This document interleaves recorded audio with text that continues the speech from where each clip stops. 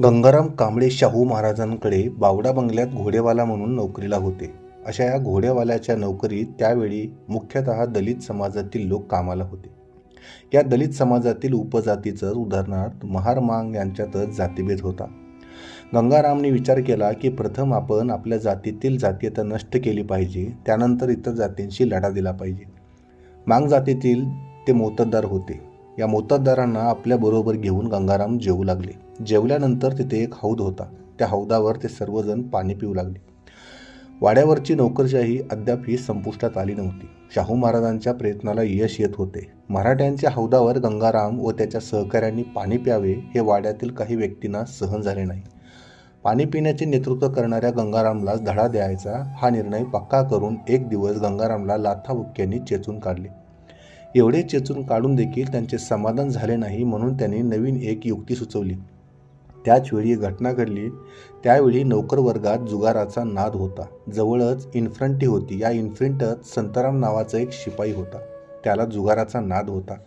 याच इन्फ्रंटीत किसन नावाचा एक कोचमन होता. त्याचे काम पाहून दस्तरखुद्द महाराजांनी त्याला एक जरीचा पटका दिला होता. तसे त्याच्याजवळ काही रुपये देखील होते. संतारामने एक दिवस त्याचे ते रुपये व पटका दोन्हीही पळविले. शोधाशोध सुरू झाली. चोर काहीच सापडेना. आता काय करायचे? गंगारामचे विरोधक जागे झाले. त्यांनी या संधीचा लाभ घ्यायचे ठरवले. त्याने गंगारामला आळ घातला.